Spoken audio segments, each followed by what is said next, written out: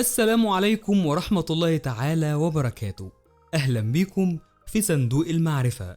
أكيد كلنا شفنا قبل كده سباقات للسيارات والدراجات والخيول، وسباقات كمان للجمال، وفي مننا برضو اللي شاف وعرف مسابقات لمصارعة الديوك مع بعضها. غريبة شوية، بس هل تتخيل في يوم إنك تحضر سباق ما بين سلحفة وأرنب؟ طب تتخيل مين اللي هيفوز؟ أو يجيلك تليفون من واحد صاحبك يقولك تعالى نعزمك على تذكرتين لسباق صراصير مثلا. جايبلك النهاردة أسخف 10 سباقات ما بين الحيوانات وبعضها، بس طبعا بتنظيم البشر.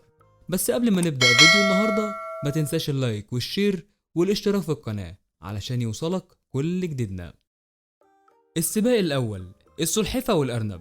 طبعا دي بقى مش محتاجة كلام، كلنا عارفين القصة، وإن الأرنب المغرور مع إنه سريع جدا بس السلحفة البطيئة غلبته علشان هو مغرور وبيفقد تركيزه أثناء السباق. عايز أقولك إن الظاهر كده إن القصة دي صحيحة، ولو دورت على مقاطع فيديو في سباق ما بين السلحفة والأرنب على اليوتيوب هتلاقي فيديوهات كتيرة جدا لناس عاملة سباق ما بين الاتنين، وبرضه السلحفة اللي بتكسب. خد بقى المعلومة الحلوة دي، قصة الأرنب والسلحفة من الأساطير اليونانية، وتنسب للفيلسوف اليوناني اللي اسمه أيسوب، مشهور في التاريخ اليوناني انه مؤلف اساطير بتتكلم وتحض الناس على الاحترام والالتزام بالاخلاق. طبعا القصه دي بتوضح لنا مساوئ الغرور واهميه التواضع والتركيز على الهدف. شكرا جدا يا عم ايزو.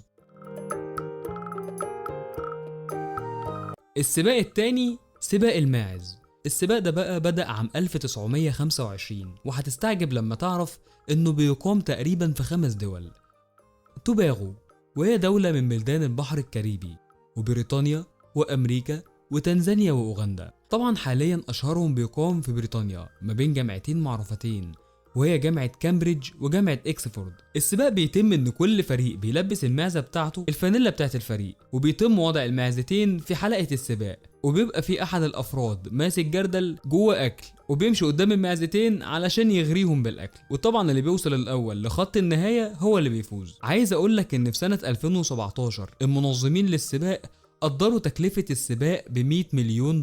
طب انا السنة الجاية هجيب معزة وهدخل بيها السباق وهكسبه. السباق الثالث، سباق الجاموس في بالي.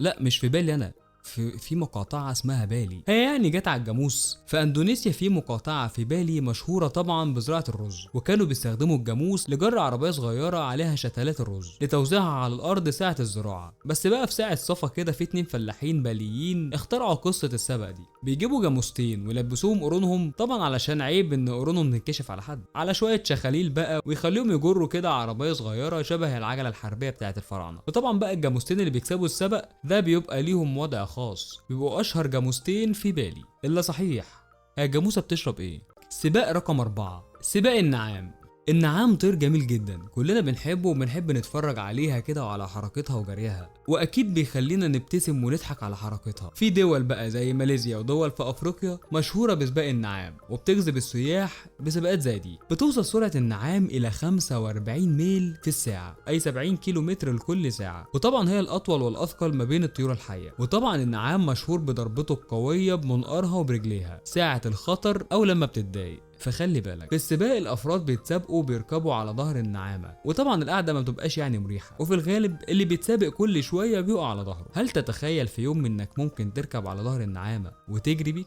السباق رقم 5، سباق جراد البحر. في استراليا في حاجه كده اسمها جراد البحر، شبه الاستاكوزا عندنا. شوف بقى حتى دي كمان عملوا لها سباق، لا وبيبقى في مراهنات وفلوس وناس بتكسب وناس بتخسر، واكيد اللي بيخسر فلوسه والجراد بتاعه بيتاكل. هتقولي بيتسابقوا ازاي؟ بص يا سيدي، بيعملوا دايره في الارض ويرقموا كل واحده برقم على ظهرها، واول واحد يخرج من الدايره دي هو اللي كسبان، واللي خسران اكيد بيتاكل. سباق رقم 6، سباق الخيول في اليابان. اكيد طبعا مش سباق خيول عادي، السبق ده بيقيس قوة الحصان وقدرته على جر الأحمال، فبيجيبوا الحصان ويربطوا فيه أوزان ويخلوه يطلع منحدرات وينزل، ويتقاس قوته على جر الأوزان دي، وخد بالك إن الأوزان ممكن توصل لطن كامل. سباق رقم 7، سباق الضفادع في استراليا. في ضفادع في استراليا كده اسمها ضفادع القصب، ودي ليها قصة كده انها اساسا موطنها امريكا، وامريكا اديتها لاستراليا علشان تتخلص من حشرة اسمها خنفساء القصب. والله قوم بقى مؤمن الضفادع دي تتكاثر بطريقة كبيرة جدا، صحتهم كده تحس انها جت على جو استراليا، وزاد عدد الضفادع بشكل مخيف لدرجة انها بوظت النظام البيئي هناك.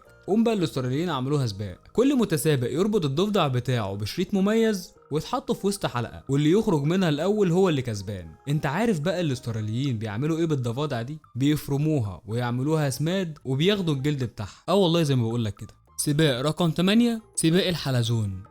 وطبعا بقى اي سباق تلاقيه بيحفزنا كده وتلاقي الواحد اعصابه مشدوده، بس السباق ده مش كده خالص. السباق ده عايزك تبقى ريلاكس خالص وبالك طويل علشان بياخد وقت شويه معانا. السباق ده بيتعمل في مدينه اسمها كونغام، بيجيبوا ترابيزه وبيرسموا 3 دواير، اصغر قطر فيهم 30 سم واكبر واحد فيهم بيبقى متر تقريبا، وبيعلقوا على ظهر كل حلزون رقم وبيحطوهم في اول دايره، ونصبر بقى لحد ما يخلص السبق. اللي هيخرج بره الدايره الكبيره الاول هو اللي كسبان. بس ما تخافش، مره حلزون سجل رقم قياسي وخلص السبق ده في دقيقتين، يعني مشي حوالي 70 سم في الدقيقتين دول، ده المفروض يتعلقوا لنمر. سباق رقم 9، سباق المهر شيتلاند. والسبق ده المفروض بيخص الاطفال. في نوع من المهور في بريطانيا قصيره كده واسمها شيتلاند، كانوا بيستخدموها زمان في المناجم علشان ارتفاع المنجم، وطبعا ما ينفعش حد بالغ ووزنه تقيل انه يركب على المهر لانه مش هيستحمله، بس هيستحمل وزن الاطفال. بس طبعا بيبقى في سبق من بين المهور، والاطفال هم الفرسان بتوعها، بيلفوا في مضمار من الحواجز، واللي بيخلص الاول هو الفايز. اشهر سباق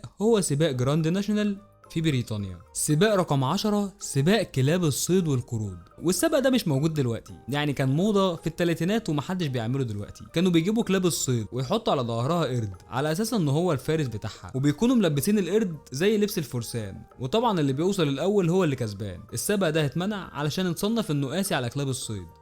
الظاهر ان الدنيا ما كانتش بيس ما بين القرود والكلاب. وبس كده فيديو النهارده خلص، وما تنساش دعمك لينا واشتراكك في القناة.